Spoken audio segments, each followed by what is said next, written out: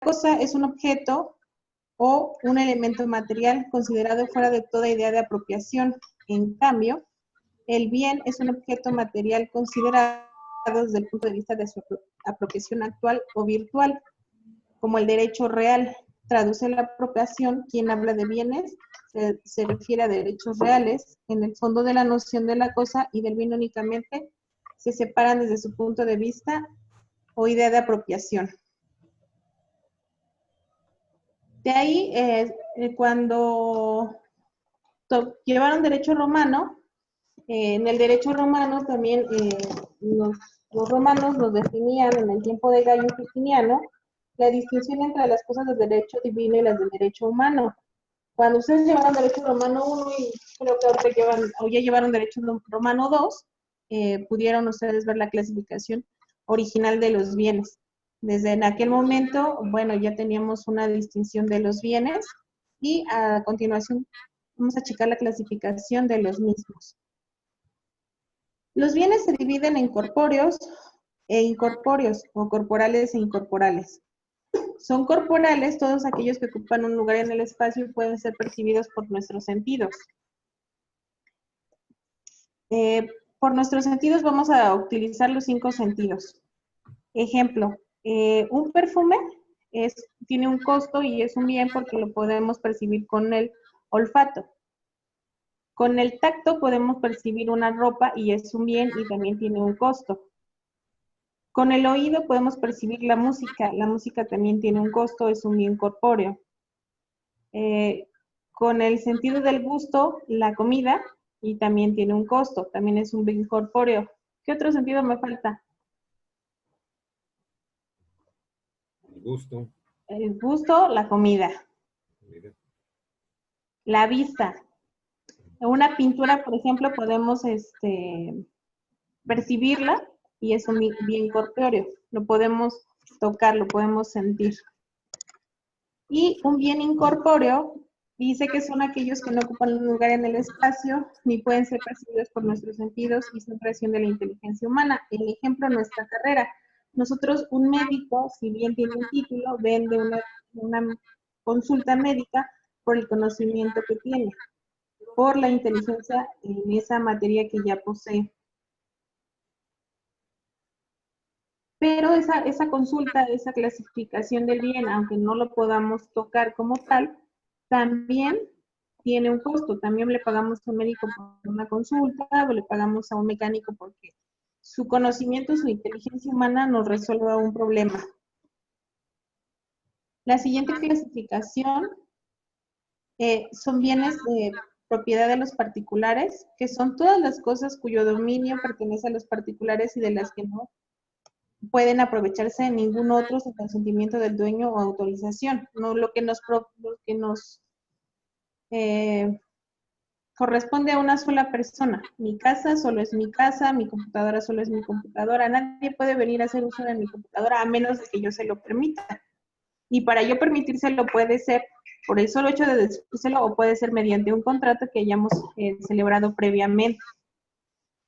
Los bienes de dominio público son del poder público porque son aquellos que pertenecen a la federación, al Distrito Federal, Estado, municipios y se dividen en uso común y destinados al servicio público y bienes propios. En estos bienes podemos encontrar, por ejemplo, los bienes de uso común, como son, ejemplo, los deportivos municipales, nos pertenecen a todos, están tutelados por el municipio, pero nos pertenecen a todos. Todos somos relativamente, se podría decir, dueños de ese bien. Es un bien de uso común, todos podemos hacer uso de él, pero pertenecen al poder público. Los destinados al servicio público son como las carreteras. Nosotros podemos utilizar la carretera de manera libre, sin pagar una cuota por trasladarnos en ella, pero están destinados a nuestro servicio, pero pertenecen al poder público. Inclusive las personas que trabajamos en un inmueble, en un departamento del gobierno, también ese departamento pertenece al poder público. Estamos utilizando las inmediaciones, pero no somos dueños de ellas. Ni el presidente municipal, ni el gobernador, ni nadie es dueño, simplemente se tutela bajo el tiempo que tenga esa jurisdicción. Y los bienes propios también son de poder público, por ejemplo, las carreteras de cuota, esas son una concesión, son públicas porque pasamos todos, pero nos están cobrando una traslado. Las áreas verdes que ya están denominadas como reserva de la nación, son bienes de poder público, nadie puede hacer uso indebido de ellas, pertenecen al gobierno y así por generaciones será. Otra clasificación son los bienes enajenables, que son aquellos susceptibles de ser transmitidos por regla general. Todos los bienes pueden ser transmitidos. Enajenables, en teoría todos podemos, si tenemos una computadora, todos podemos venderla, todos podemos cederla, es decir, la podemos transmitir. La podemos transmitir por un tiempo determinado o la podemos transmitir de manera permanente. Los bienes inalienables son todos aquellos que no pueden ser transmitidos y solamente la ley puede dar ese carácter. Un bien inalienable es un derecho. Un derecho no podemos renunciar a nuestros derechos. Tienen una consecuencia jurídica y no podemos renunciar a ellos. Tendríamos que ir ante la ley y llevar un juicio, un procedimiento para poder renunciar o poder transmitirlos. Los bienes fungibles son aquellos que pueden ser sustituidos por otros del mismo género, calidad y cantidad, teniendo igual poder liberatorio. Y los no fungibles, que son aquellos que tienen una individualidad propia, por lo que no pueden ser sustituidos por otros. Los bienes fungibles son, por ejemplo, yo le pido a una persona que el bien fungible por excelencia es el dinero. Yo le pido a una persona que me preste 5,000 pesos. Yo se lo tengo que devolver de la misma manera, 5,000 pesos, pero no tienen que ser los mismos billetes de las mismas monedas que ella me está prestando. Pudiese ser pudiese yo darle 5 billetes de 1,000 y que él me devuelva 10 de 500. Es un bien fungible porque por excelencia tienen el mismo valor, aunque no sean de la misma naturaleza. Otro ejemplo sería que alguien me pide no sé, un litro de jugo de naranja. Yo tengo que devolverle ese litro de jugo de naranja y va a ser exactamente de naranja, va a ser exactamente un litro, pero no necesariamente tienen que ser las mismas naranjas ni el mismo topper, a lo mejor donde está. Es reemplazable por otro de su misma naturaleza, pero no necesitas o no necesariamente es el mismo. Y los bienes no fungibles son todo lo contrario, los que necesitan ser exactamente los mismos bienes. Aquí podemos ver el ejemplo de un contrato de mutuo. Si yo, por ejemplo, voy a salir de viaje y necesito que alguien me cuide mi departamento, mi casa o mi coche, se lo dejo y es el mismo que en cierto tiempo me tiene que devolver. No me va a devolver ni otra casa, ni otro apartamento, ni otro coche, tiene que ser el mismo. A lo mejor con algún deterioro por el simple hecho del transcurso del tiempo, pero tiene que ser el mismo bien. No me lo puede sustituir y no es un contrato de mutuo porque si se lo dejara en renta, entonces ya estaríamos hablando de otro tipo de obligación o de una compraventa. ¿Tienen dudas hasta ahí? No, muy bien explicado. Así es. Ahora continuamos. Los bienes consumibles son aquellos que no pueden uno servirse en su uso natural sin que se agoten. El ejemplo más claro pues sería una comida. Un bien consumible también es la ropa. Por el simple hecho de utilizar la ropa, se va desgastando, se va acabando y no tiene el mismo valor después de su uso. Un bien no consumible son aquellos que permiten un uso prolongado, como lo que hablábamos de una pintura. Si yo les vendo una pintura, tiene el mismo valor ahorita que el mismo valor en un año. No se agota, no se desgasta. Por el paso del tiempo, obviamente va a tener a lo mejor un deterioro, pero inclusive podría tener un valor mayor por el simple hecho de ese tiempo que haya pasado.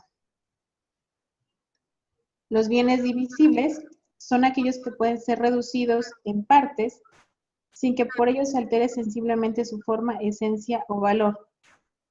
Y los bienes indivisibles son aquellos que no pueden ser partidos física o intelectualmente en porciones distintas, de tal manera que cada parte forman todo independientemente de los demás. Un ejemplo de un bien indivisible es un vehículo. Yo no puedo decir, tú llévate un asiento, yo me llevo otro y el vehículo sigue intacto. Estaríamos dañando y deteriorando el bien y por lo tanto, pues no es divisible. Un bien divisible, por ejemplo, podría ser una casa. Tú te quedas con un cuarto, yo me quedo con un cuarto sin modificar el inmueble como tal.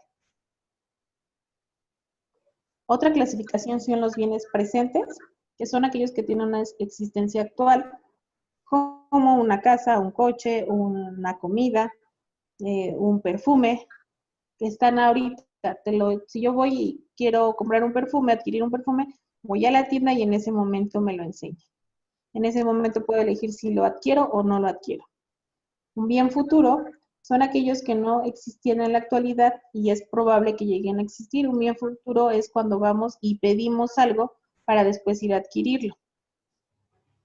Por ejemplo, el caso de una pintura. Quiero que me realices una pintura, pero todavía no está, apenas la vamos a llevar a cabo. Es un bien por el que yo ya estoy haciendo un convenio o un contrato para que pueda yo adquirirlo, pero en la naturaleza aún no está existiendo.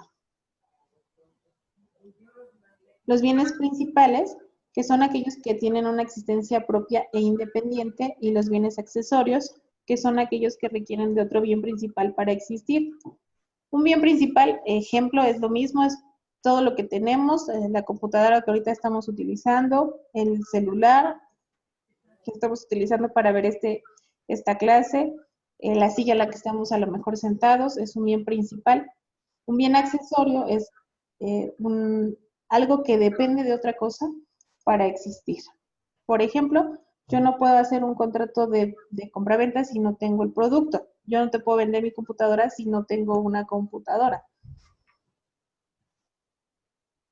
Después vienen los bienes de dueño cierto y conocido, que son todos aquellos que tienen un propietario plenamente identificado. El mismo ejemplo, nuestra computadora, si yo la adquirí, yo la compré, tengo una factura, tengo una nota donde dice a nombre de quién está, qué marca es mi computadora, las características de la misma y dice que es mía. Ese es un bien con un dueño cierto y conocido. Inclusive, si yo dejara mi computadora a lo mejor en una mesa donde todos estamos sentados, estamos conviviendo, alguien va a decir, esa computadora es de Brenda. Todos sabemos que ese bien es de esa persona. Los bienes mostrencos son aquellos muebles que nunca han tenido dueño o bien habiéndolo tenido se ignora quién son actualmente. Los bienes mostrencos son, por ejemplo, uno va caminando por la calle y se encuentra un celular. Ese celular tenía también un dueño, ¿cierto? Ese celular también fue comprado a una tienda y esa persona habrá tenido en su momento su factura o su nota, pero lo pierde. Nosotros vamos caminando por la calle y nos los encontramos, ese es un bien mostrenco, lo estamos encontrando y lo podemos tomar. Nuestro Código Civil dice que los bienes mostrencos deberíamos, o en teoría, la obligación es entregarlos a la autoridad municipal para que la persona dueña del mismo pueda reclamarlos en un mes. Tiene un mes conforme al Código Civil para ir a reclamarlos y si no se rematan en almoneda. Bueno, mucha gente si encuentra un celular se lo quedaría, porque a decir verdad tampoco tenemos un sistema en el que podamos exhibir en el municipio, como ejemplo, todos los bienes que a lo mejor llegaran perdidos. Pero es un buen ejemplo que les estoy dando. Y los bienes vacantes, que son aquellos inmuebles cuyo dueño se ignora. Ejemplo, un terreno. No, un bien inmueble no tiene dueño, ha pasado los años, no tiene, nadie lo usa, nadie habita en él. Ese es un bien vacante, que es lo que pasa mucho con las casas en la Ciudad de México que sí tuvieron en su momento un dueño y los dueños se fueron, o los dueños lo abandonaron, o los dueños murieron. Entonces ese bien, esa casa está vacante y en teoría lo que deberíamos de hacer también conforme lo marca nuestro Código Civil es acudir al Ministerio Público y comentarle que ese bien está vacante. Si nadie lo reclamase, la persona que lo denuncia tiene derecho a un porcentaje del remate que se haga de ese bien. Sin embargo, también existe otro tipo de situaciones jurídicas, como podría ser una demanda te metes a vivir a ese inmueble y después de 5 años de buena fe y es de mala fe, pues ya te haces propietario de ese inmueble vacante. Los bienes vacantes son exclusivamente para bienes inmuebles y los mostrencos exclusivamente para bienes muebles. Más adelante vamos a ver la diferencia entre uno y otro bien. ¿Duda, chicos? No. Los otros chicos no pueden hablar, podrán escribir si tienen dudas.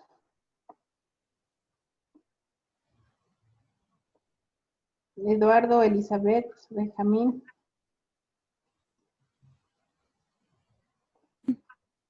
Eduardo está trabajando, por eso no contesta ahorita, porque está trabajando. Ajá. Elizabeth y Benjamín. ¿Y Alma? No, maestra, está bien, todo bien. Sí, dudas, díganme qué demanda se les ocurre que podríamos utilizar en un bien vacante. ¿Cómo le hacen las personas para cuando tienen un inmueble que lo ven vacío, llegan y lo bardean y hacen su casa ahí? ¿Qué demanda se hace en ese caso para ejercer ese derecho? Es el juicio de ¿no? ¿Cómo? No te escuché bien. Digo, es el juicio de usucapio. Exactamente. Un usucapio se hace sobre un bien vacante, como decíamos, de buena o de mala fe, y demuestra el juez que ese bien no era de nadie o que transcurrido el tiempo, pues yo ya tengo la propiedad y el uso de ese inmueble, y pues tiene que decirme, te lo quedas por el simple hecho de transcurrir el tiempo sin que previo a eso me peleara con nadie, porque no se lo quité a nadie. Llegué, lo utilicé, nadie dijo que era de él, y entonces ya le pertenece a la persona, que es lo que les comentaba, pasa mucho en los edificios, en la Ciudad de México tuvieron mucho esa situación, llegaban y se apropiaban de los inmuebles. Bueno, pero también procede aún habiendo tenido dueño, ¿no? Aún también habiendo tenido dueño, pero como el dueño no llegó a reclamar nada, y aunque lo reclamase después de ese tiempo, si durante 10 años nadie hizo caso de él, nadie fue y lo reclamó, también. Sí, por eso les decía, aunque nosotros podamos ir a denunciarlo al Ministerio Público como nos lo marca nuestro Código Civil, también existen otros procedimientos que nos permiten hacer ese uso de esos bienes olvidados o que no sabemos hasta que ya se murieron los dueños, se quedó ahí y ya hasta que alguien entró y hizo propiedad de ellos. Por eso es muy importante de separar la propiedad de la posesión. Tengo la posesión del inmueble, no la propiedad, voy y demando la propiedad ante el juzgado, me quedo con el inmueble y entonces ya tengo propiedad y posesión. Bueno, y si se realiza un contrato de compraventa, pero no se puede escriturar, ¿el procedimiento también sería un juicio de usucapión? Un juicio de usucapión para adquirir la propiedad, pero en realidad lo que tendríamos que hacer es un juicio de inmatriculación judicial. Sí, una inmatriculación judicial, porque no tenemos un documento que ya esté inscrito en el registro público de la propiedad. O sea, es un contrato simple nada más. Exactamente, para elevar la escritura pública necesitaríamos una inmatriculación judicial. Gracias. Si tuviera un dueño, entonces lo que estaríamos solicitando también, si tenemos dueño del bien inmueble, nos los venden, pero no tenemos un registro en el IFREM de que tiene una escritura pública, entonces lo que podríamos solicitar es un otorgamiento y firma de escritura por otro juicio, pero ya no entraría dentro de los bienes vacantes. Cuando sí tiene dueño, cierto y conocido, él nos vende y ya llevamos ese procedimiento. Pero en el caso, por ejemplo, que vende una fracción, alguien es dueño de un terreno de 1000 metros, por decir, y vende una fracción de 100, no lo puede escriturar porque no se hace una subdivisión previa. En ese caso, ¿qué procede para poderlo escriturar? Primero que nada, tendríamos que sacar un permiso ante Desarrollo Urbano del Estado para poder hacer una subdivisión. Anteriormente, las personas subdividían, compraban los inmuebles y vendían en partes. No, a la fecha lo hacen. Exactamente, pero como precisamente pasó mucho esa situación, se legisló de la manera en la que tenemos que, si no son entre familiares, si son familiares directos, Catastro Municipal te lo permite. Si no son familiares directos, tienes que ir a Desarrollo Urbano y sacar un permiso. Sí es complicado el trámite, pero sacas un permiso para hacer la subdivisión y entonces ya subdividido con todos los permisos, tanto gobierno del estado como gobierno municipal, puedes escriturar. ¿Qué pasa? Que muchas personas lo que hacen es, yo tengo 1000 metros, como bien lo decías el ejemplo, y tengo 10 hijos. A cada hijo le vendo 100 metros, aunque sea solamente para prestar el nombre. Como catastro municipal sí me lo permite porque son mis familiares directos, ya ese hijo le vende a otra persona, para no tener que ir a desarrollo urbano a sacar el permiso de dividir. La subdivisión ahorita ya está penada, ya no podemos andar subdividiendo si yo tengo un terreno de 200 metros y lo vendo en 5 partes, no, ya tendríamos que acudir a un procedimiento más largo, pero sí, sí lo podemos ver, desafortunadamente sí vemos que hay maneras también de hacer esa división, pues no sería tan legal, pero sí permitida. Ok. Gracias. ¿Dudas, chicos? Los demás que pueden hablar.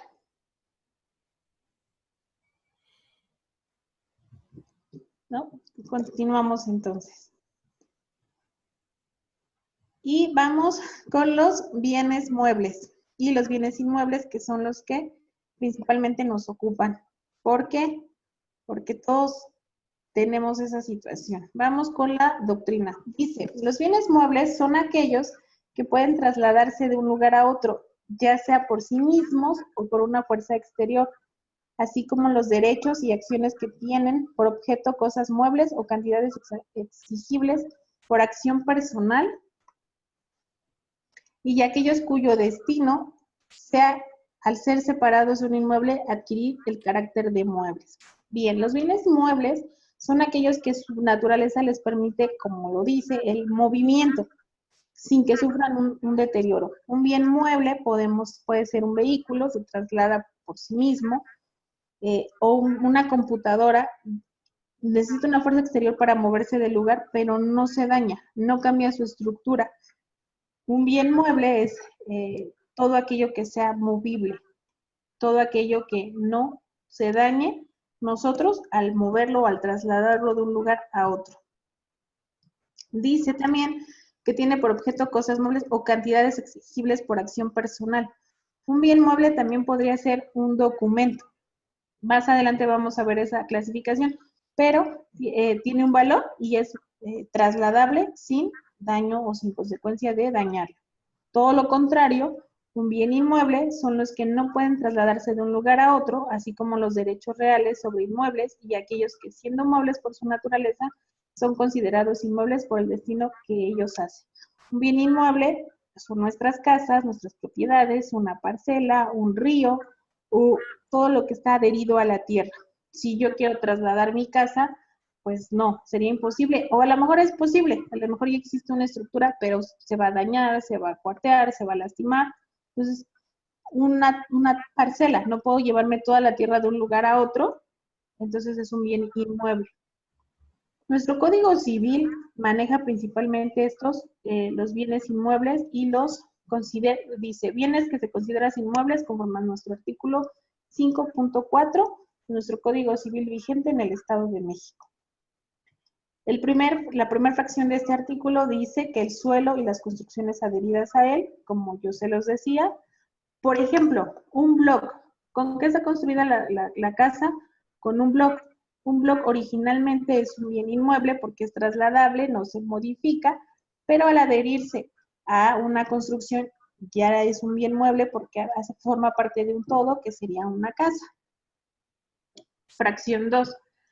Las plantas y árboles mientras estuvieren unidos a la tierra y su fruto mientras no sean separados de ellos. Las plantas. Por ejemplo, si nosotros tenemos un arbolito en nuestra casa de manzanas, ese también es un bien inmueble. ¿Por qué? Porque yo no puedo agarrar mi árbol y llevármelo. Y sus manzanas mientras estén adheridas al árbol. Cuando yo las corte para ir a venderlas, entonces ya no pertenecen a la clasificación de bienes inmuebles, sino que es un bien mueble porque puedo trasladarlo sin modificar su estructura y puedo venderlo. Tiene un costo también. Las personas que se dedican al criadero de árboles o a los invernaderos también son bienes muebles, inmuebles porque están adheridos a la tierra. Cuando el producto ya es cosechado y lo venden, entonces ya cambia el nombre de esos bienes. Pero mientras todos sus productos estén en proceso de creación y hasta antes de la cosecha, sería un bien inmueble. Fracción 3. Todo lo que esté unido a un inmueble de una manera fija, de modo que no pueda separarse sin deterioro del mismo o del objeto a él adherido. Aquí pone el ejemplo de los frutos, o por ejemplo, como les comentaba, un ejemplo de vamos a suponer de unas láminas de una casa. Si las láminas como tal son muebles, puedo trasladarlas. Cuando yo las quite de mi casa, entonces sí estaría sufriendo un deterioro mi casa porque se quedaría desprotegida. Entonces, forma parte de un todo. Fracción 4. Los palomares, colmenas, estanques de peces o criaderos análogos, cuando el propietario los conserva con el propósito de mantenerlos unidos al inmueble y formando parte de él de un modo permanente. Las personas que se dedican a ese tipo de cosas, en un estanque de peces, los peces como tal son movibles y los puedes trasladar en una pecera o en una cuestión de agua y no sufren un daño. Sin embargo, cuando la intención no es venderlos, forman parte de una situación estable. No puedes trasladar como tal todo el río o todo el estanque. ¿Sí? Son análogos porque está el objeto principal del que los posee es tenerlos en ese sentido y en esa cuestión. Mantenerlos unidos al inmueble principal, que en este caso el ejemplo de los peces pues sería el estanque, el río o el lugar donde esté, de manera permanente. Fracción 5. Las máquinas, instrumentos u utensilios destinados por el propietario del inmueble directa o exclusivamente a la industria o explotación del mismo. Ejemplo, las máquinas que están construyendo los puentes. Los puentes son máquinas que están destinadas para el inmueble. Por ejemplo, podemos poner no sé, desconozco cómo se llaman las máquinas que sostienen los puentes. Esas quedan adheridas al inmueble. Si bien, como lo comentaba anteriormente, originalmente son movibles, por su naturaleza no sufrirían un deterioro al trasladarlas. Cuando les adherimos al inmueble, ya quedan exclusivamente para eso. Dice directo exclusivamente a la industria o explotación del mismo. Puede ser un pozo, ¿no? De agua. Así es. La instalación. Miss, perdón por interrumpir. Sí, dime. Tenemos que terminar 6:50 porque entra otra clase Ajá. y bueno, tienen que entrar aquí igual en Telmex. Máximo 6:55, Miss. Bien, nos vamos rápido, Saray. Muchísimas gracias. Fracción séptima, sexta, los fertilizantes, herbicidas, fungicidas, insecticidas, semillas y en general las sustancias para la preservación, cultivo, mantenimiento de la tierra que se encuentran en los inmuebles o unidades de protección en donde hayan de utilizarse. Su nombre lo dice, vamos a sembrar una semillita, esa semillita en su momento fue movible, cuando se adhiere a la tierra, pues es un bien inmueble. Fracción 7, el equipamiento y accesorios adheridos al suelo, a los edificios de estos, salvo convenio en contrario. El equipamiento, que es lo que nos ayudaría a realizar ese edificio. Fracción 8, los acueductos o tuberías de cualquier tipo que sirvan para conducir los líquidos, gases al inmueble o extraerlos de él. Ejemplo, nuestro gas que llega ya por las instalaciones. Bueno, en esa tubería ya también es un bien inmueble porque ya está adherido al suelo. Si lo modificamos, pues ya estaríamos creando otras consecuencias. Fracción 9, los animales que formen el pie de cría en los predios rústicos destinados total o parcialmente al ramo de la ganadería, así como los de trabajos indispensables para el cultivo del inmueble mientras estén destinados a este objeto. Cuando las personas se dedican a la venta de animalitos, bueno, ellos como tal tienen de los que se dedican solamente a tener otros hijitos para esos venderlos, bueno, los hijitos ya no serían considerados inmuebles, pero los pies de cría o los que se dedican a eso sí pertenecen al inmueble, están adheridos a ese objeto. Fracción 10, los diques y construcciones que, aun cuando sean flotantes, estén destinados por su objeto y condiciones a permanecer en un punto fijo de un río, lago o costa. Por ejemplo, un pozo de agua como lo decía Raúl, pues aunque podamos modificarlo, tal vez trasladarlos, que sus afectaciones, su punto fijo está destinado a estar en ese lugar. Y fracción novena, no, onceava, los derechos reales sobre inmuebles. Los derechos reales que son nuestros títulos. Nuestro título de nuestra casa es un papel, una hoja, se puede trasladar, pero es referente a ese inmueble que sería nuestra casa. ¿Hasta aquí dudas? No, está bien. Bien. Bienes muebles. Son bienes muebles por su naturaleza los que pueden trasladarse de un lugar a otro, ya sea por sí mismos o por efecto de una fuerza exterior. Como bien ya lo dijimos, los bienes muebles son todo lo que tenemos que puede trasladarse sin sufrir una consecuencia, conforme a nuestro artículo punto 6 del Código Civil del Estado de México. Bienes que consideramos muebles, el artículo punto 7 del Código Civil dice que los bienes muebles por disposición de la ley, las obligaciones y los derechos o acciones que tienen por objeto cosas muebles o cantidades exigibles en virtud de una acción personal. El cuadro que hay en mi casa es un bien mueble, está adherido a mi casa, pero si yo lo quito de ahí, no sufre ninguna consecuencia. Ni mi casa se ve deteriorada, ni se ve deteriorado el cuadro. O mi sala, puedo mi sala moverla de todos lados y no por eso voy a estar dañando ni el sillón, ni como tal la construcción de la casa. Las obligaciones y los derechos o acciones que tienen por objeto cosas muebles o cantidades exigibles en virtud de la acción personal. De tarea, chicos, quiero que me pongan o me hagan un ensayo de la diferencia entre derechos reales y derechos personales, por favor. De cualquier forma se los dejo en el calendario del sistema, pero para que vayan ahí programando esa parte, por favor.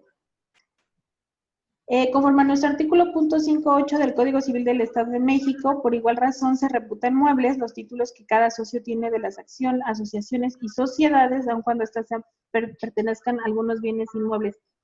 En una empresa hay muchos socios, pero esos títulos son denominados muebles. Aunque si bien la empresa no es modificable, no es trasladable a otro lugar, los títulos de esas sociedades o asociaciones sí son consideradas bienes muebles. Los bienes muebles considerados a las personas que pertenecen pueden ser del dominio del poder público o de la propiedad de los particulares.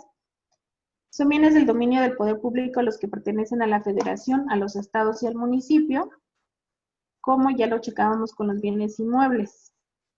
Pertenecen directamente al gobierno. Por ejemplo, vamos a suponer, vamos a hacer un evento aquí en el municipio y vamos a utilizar las sillas, la lona y todo, porque vamos a hacer un evento.